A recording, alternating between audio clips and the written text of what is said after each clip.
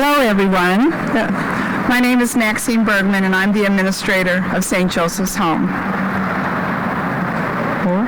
Thank you for joining us today for the unveiling of the 2019 official City of Springfield Ornament issued by St. Joseph's Home of Springfield, which has been owned and operated by the Sisters of St. Francis of the Immaculate Conception since 1903. The 27th ornament in this year's design depicts the President Lincoln sculpture Return Visit and came about through the collaboration and cooperation of American Sculptor Seward Johnson and the Springfield Convention and Visitors Bureau. Also on display today are the 26 ornaments from previous years, each featuring a point of interest in the city of Springfield. St. Joseph's Home of Springfield is an intermediate and shelter care facility that has been serving this community for 116 years. As a private pay facility, St. Joseph's Home receives no federal or state funding. We depend upon our generous benefactors.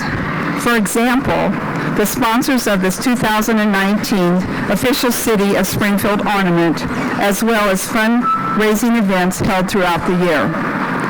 At this time, I would like to introduce Sister Rose Madonna Gibbons, who's going to share with you some of St. Joseph's Home history, as well as the mission of the Sisters.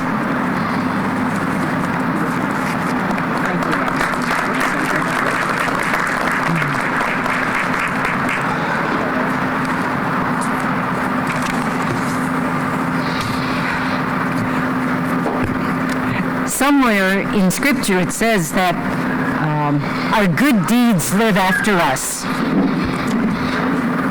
That's certainly true of Thomas Brady.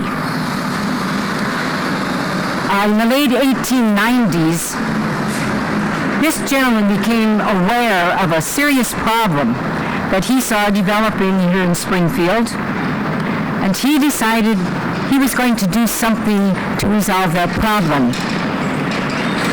He noticed that there were a good number of men and women who were unable to provide the care for themselves that they needed as they were limited by their years. This gentleman left a bequest of $17,000 to the Catholic Church in town for the express purpose of providing a residence and care for these elderly people that he had been so sensitively aware of. The Sisters of St. Francis, our religious community, had addressed the same problem, had opened a home in Peoria 10 years before. We received an invitation from the bishop here, and I think it was kind of like he needed a repeat performance here in Springfield. And we accepted his invitation. The property on the corner of 6th and Lawrence was available, we found out. It had originally been the James C. Conklin home, and then subsequently had been used as the Wabash Railroad Hospital. But that was now closed. We purchased that site on the corner of 6th and Lawrence and had the building remodeled. And I'm just so happy and proud to say, as Maxine just stated, that's where St. Joseph's Home opened 116 years ago in October 1903. We have a long history, and I'm not going to give you a lot of it today. Anyway, it was very evident that this care, which Mr. Brady had dreamed of and provided for in great part, was very great. In 1915 already, we purchased the adjoining residence, the old workman home. Joined it to the house that we had, and that worked great for our residents for about 8 more years. But by the early 1920s, We were taking care of 60 folks in those 2 houses. And it was impossible to respond to all of those who were requesting to come and join us. So we went to the bishop, and he jumped on board. He spearheaded a $100,000 fund drive for the benefit of the home. And with that, we began a major building project. First of all, we had to go shopping, and the sisters found a 43-acre farm just on the outskirts of the city. It was in an area known as Walnut Grove, and this was chosen for the site. Construction began there in 1925, and by 1926, the doors of the new St. Joseph's Home opened to its old and many new residents eager to come in.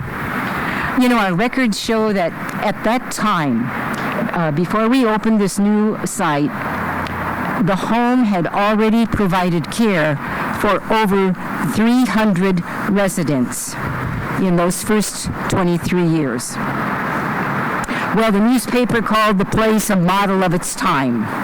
And I think the sisters were kind of in seventh heaven. We had room, 3 floors, 3 wings, and all this beautiful land. And the land, fortunately, was available for us to begin to provide our own food. There were gardens, an orchard. There was space to raise small animals for food.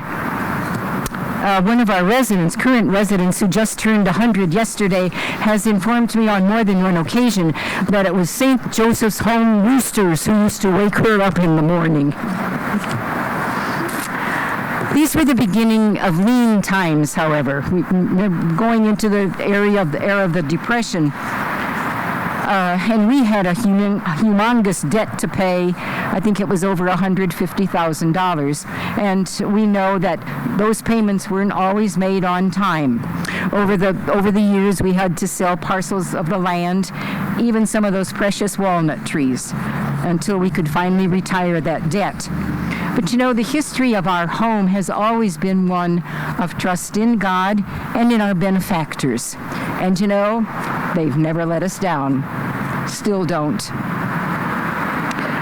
The history of our home has also been a history of continuous growth and change. We had to learn to read the signs of the times. Although the home grew so that we had to add a new wing in 1958, we were becoming more and more conscious of the fact that our old folks' home was not really completely meeting the needs of the times, for so many of those seeking to enter the home really needed some nursing care. So in 1967, a year of monumental change for us, we approached the state for licensure for intermediate nursing care, as well as for our sheltered care, which is basically what we had been providing for our folks, but with the addition of a little bit of nursing attention.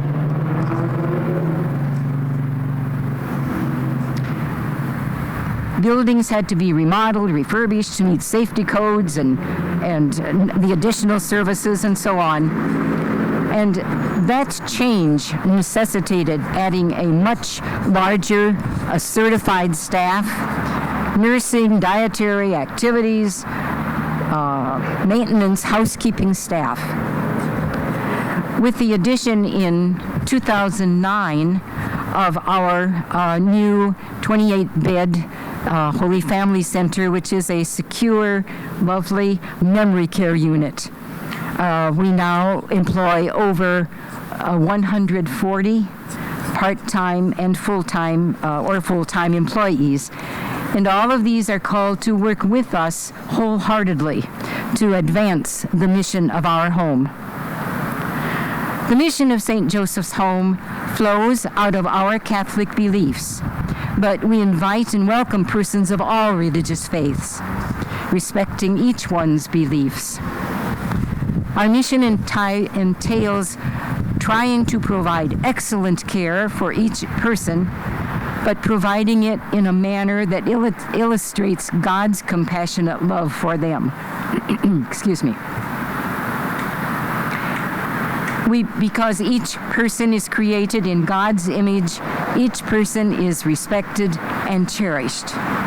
Their uniqueness acknowledged and positively responded to. This mission extends not only to our residents, but also to the residents' family members. And I think that our focus on including family in our mission has greatly enhanced the sense of home for which our home is recognized. The sense of belonging, of love, of friendship has created a bond between residents and staff and families. And families often express their appreciation for the sense of security and love and peace that they and their loved ones have experienced at the home. I believe this anecdote kind of sums up what we're all about out there on South 6th Street Road. One day, in the last 6 months, I got on the elevator, and a woman came in right after me.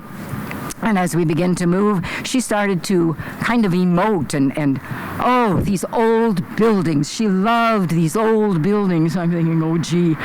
And but she couldn't put it in words. Well, they have so much. Well, and I chimed in and I said, well, our building is old and it does have a lot of character.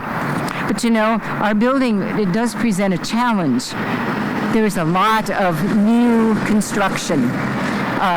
Beautiful homes, very modern, offering even more amenities than we can offer. So an old home, an old building really does present its challenges too, as lovely as it may be. Bing, the door opened and out she went, and then she turned around in the doorway and she looked at me sternly almost, and she said, "But there's so much more love here." And I went on up to 3rd floor, thanking God that I think the mission is well and alive and well. I'd like to thank all of you who have made this event possible here for us today.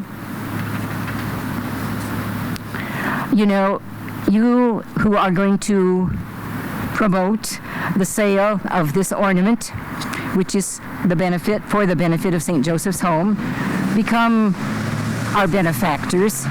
And we like to believe that you walk with us as a benefactor, enabling our mission to walk with the elderly residents who are on the last leg of their journey home.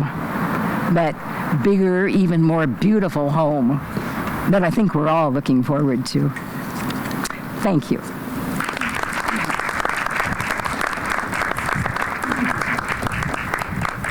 Thank you, Sister Rose Madonna. And now, a gentleman who really does not need an introduction, the Director of Public Programs for the Abraham Lincoln Presidential Library and Museum, Mr. Joe Crane. Thank you, Maxine. Thank you, and good morning, everyone. Welcome again to the Abraham Lincoln Presidential Library and Museum. Wish the weather were a little warmer. It's funny, we've been out here since about 8:30 this morning setting things up, and it wasn't until about 10 minutes ago that all of a sudden we have about every semi-truck in Springfield and a couple of cattle trucks to drive by. So not a single truck last hour, but make a note of that real quick for future outdoor events. Do not have them at 11 o'clock in the morning. So noted. We do welcome you to the museum this morning. Earlier this morning, we were kind of questioning. We knew it wasn't going to rain, but the temperatures were kind of iffy. We thought about moving it inside, but without giving away what's in front of me at the podium, we still wanted to have it outside to make the greatest impact, and you'll kind of see here in just a little bit why.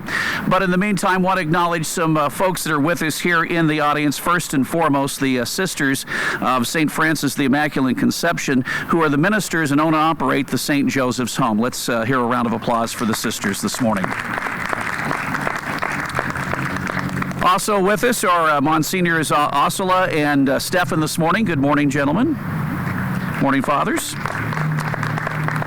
And of course, as you heard moments ago, we will hear from them in just a little bit, but Damian Kaplan leading the choir from Sacred Heart Griffin School this morning, the Cyclone Choir with us this morning. Thank you. We also have with us our various staff members from the ALPLM, including our interim director, Melissa Cultus. Good morning. Well, you know, if you're going to have the interim, you got to take that as well. She likes to stay behind the scenes, and we love her for it. Also with us, besides folks from the city of Springfield, and Toby Trimmer, our chief operating officer, is with us today. I see that Juan Herta, Director of Community Relations, as well as Ward 2 Alderman Sean Gregory, were supposed to be with us this morning, but I don't see them with us this morning, so extend their apologies for not being able to attend. We also have members of the Springfield Convention and Visitors Bureau visit Springfield with us this morning, who have played a big part in making this possible this morning. Jeff Berg and Amy Beadle are with us from the CVB. Good morning. And speaking of the Springfield Convention and Visitors Bureau, we have the director with us at the podium with us, Scott Dahl, to make a few brief remarks for us. Scott? Good morning. Thank you, Joe. Thank you, St. Joseph's Home. Thank you, ALPLM. You know, one of our core values at the Springfield Convention and Visitors Bureau is collaboration. And earlier this year, when we were presented with the opportunity to host Visit Springfield, we reached out to the city of Springfield, Mayor Langfelder, the Office of Planning and Economic Development, and of course our partner, the Abraham Lincoln Presidential Library and Museum. And over about 100 emails and about 50 phone calls, we decided this was an opportunity that we could not pass up. So with our collaboration with the Seward Johnson Foundation as well, we brought Return Visit to Springfield for at least 2 summers. We're so excited to have them here. And really, if you take a look at Return Visit, it looks like it belongs in this space. It looked like it was built to be here. And we're so happy to have Monumental Abe and really the contemporary man. We can't forget about him as well. So to have him in this space and have this Instagrammable moment for our visitors that they'll remember forever is truly an opportunity we couldn't pass up. And we're very, very happy to have it here. And also to have it as well immortalized in this ornament. So thank you very much to all our partners. We'll continue to collaborate. And I should add as well that outside of sending Lincoln to Times Square earlier this year, when we rolled out Visit Springfield and they set him up, it was our second most visited social media aspect throughout the year. We had at least 50,000 interactions on social media, and I think we got our money's worth for the 2 summers. So thank you very much. And to say a few more words is Mayor Jim Langfelder. Mayor? Thank you. Good morning, everybody. Thank you, Scott, for your great work. Oh, a little bit of malfunction. Thank you to the sisters at St. Joseph's Home. We really appreciate all you do. Monsignor Osla, it's great seeing you. We go way back from Blessed Sacrament days to Little Flower. And Richard Fix, we appreciate the board of directors, all you've done for really keeping this legacy alive with regards to the commemorative ornament. And it's important that we do that just because it shows a different aspect of Springfield. It has ties with the St. Joseph's Home, and it really engages our history. And sometimes what everything starts with is a idea. And Scott Dahl came with the idea of the Monumental Abe, or the Return Visit, and it really accents a great facility, the Abraham Lincoln Presidential Library and Museum.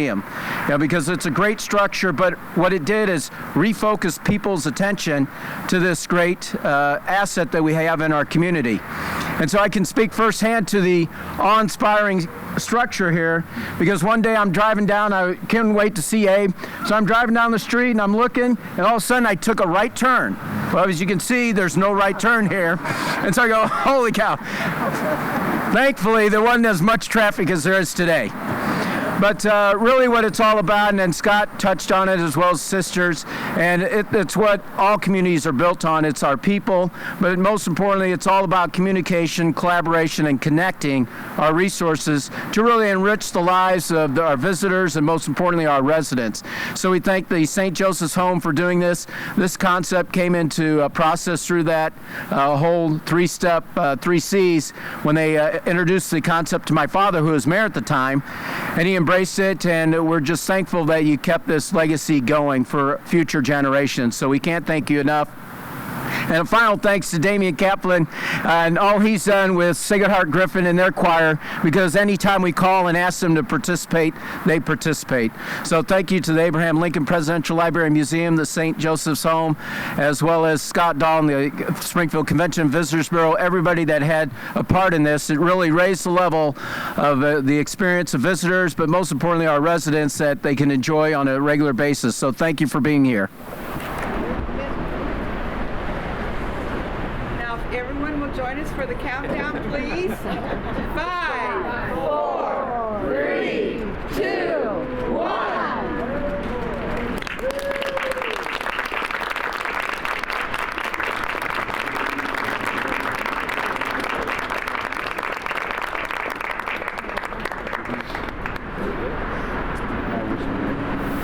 There it is, ladies and gentlemen, the 2019 City of Springfield Christmas ornament. It is Return Visit, the giant Abe and modern man sculpture here at the museum, and it will be available for purchase as soon as this program is over, just inside our museum gift shop through the holiday season, and of course through the St. Joseph's Home, and you can learn more at the St. Joseph's Home website and Facebook page. Before we finish up, we do have Lisa Jones, who is the marketing director with the St. Joseph's Home, that wants to say a quick remark. Lisa? Thank you, everyone, for attending today. We are so proud to introduce this ornament. The program is very dear to St. Joseph's Home, and we are very grateful for all of your attendance. Thank you. With that, ladies and gentlemen, concludes our presentation today. Again, the ornament, return visit for the 2019 City of Springfield ornament, is now available for purchase inside the museum gift shop and through the St. Joseph's Home as well. And again, we thank you for coming out today, and thank you for everyone attending. And as we leave you today, one final number from Damian Kaplan leading the Sacred Heart Griffin Choir. Thank you and have a good afternoon.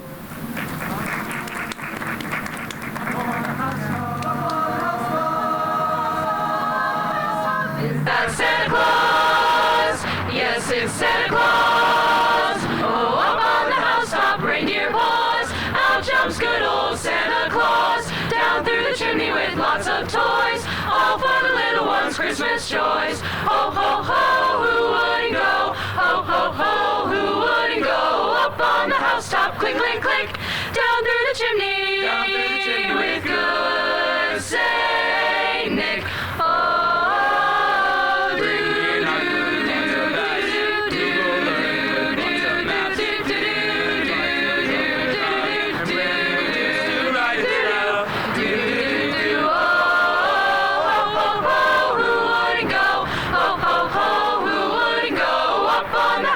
Click, click, click, down through the chimney, with good Saint Nick. Up on the housetop,